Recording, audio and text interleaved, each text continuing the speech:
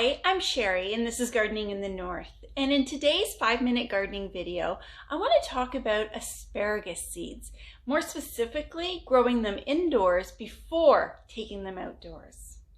There are two ways that you can grow asparagus. You can start growing it by planting asparagus crowns directly outside in the area that you want to grow asparagus.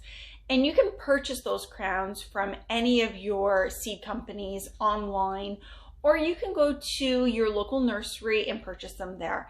I know that they're a little bit more money if you purchase them through a seed company as opposed to going to your local nursery. I think when I looked online a few days ago just to see how much the crowns were, I think that I could have gotten 6 crowns for $10. Now that is Canadian dollars.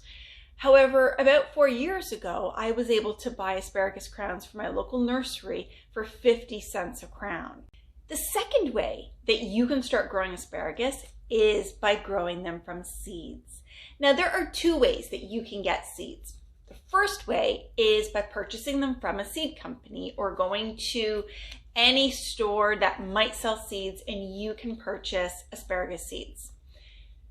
The way that I like to do it, and it's the second way, is by harvesting these seeds off of your current plants.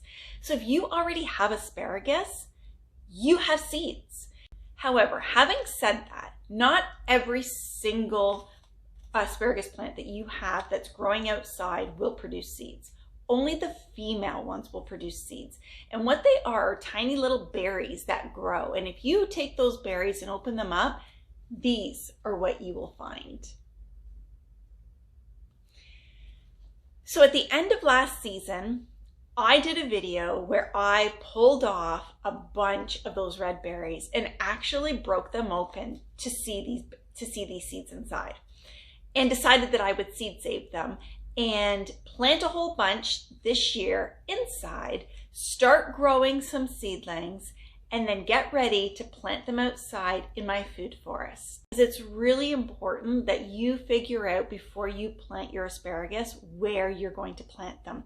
These are perennials, and what that means is that you either purchase those seeds, purchase the crowns, and you will reap the benefits from doing that for years and years and years.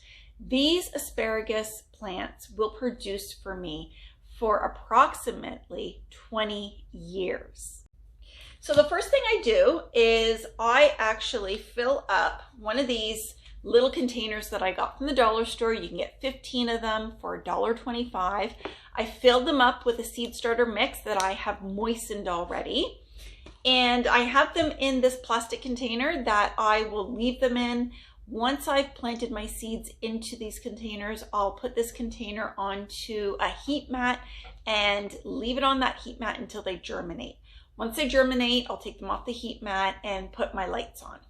So all I do is take my pencil and I'm basically going down, I want to say ½ an inch, maybe even less than that. I'm basically going, I want to say just past the actual sharpened side of the pencil. Okay. Now my soil or my seed starting mix that I have in here is really light and fluffy.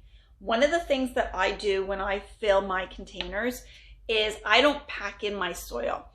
I just hold the container, put the dirt in, and I shake it and put more in and shake it, and that's it. I really want the soil in the container to be light and fluffy so that those roots that are starting to grow can grow easy and freely. So the next thing I'm going to do is I am going to put in 2 seeds per container. Now, I know some of you might think, why would I put 2 in? Chances are that most of them will germinate, but these seeds were free. I got these for free. So why not throw 2 in each container in the hopes that at least one of them will germinate and I will end up with 10 new seedlings. So I'm just going to take 2 and drop them in.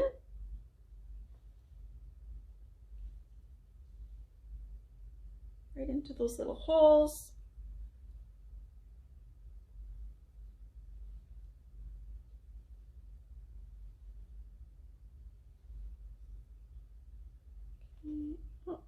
really little. Okay.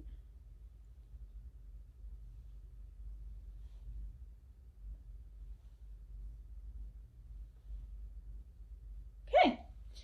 And I still probably have about 20 seeds left. The next thing I'm going to do is lightly cover over those seeds with the soil, keeping it nice, light, and fluffy. I'm then going to add the vermiculite to hold off on the fungus as well as keep the moisture inside.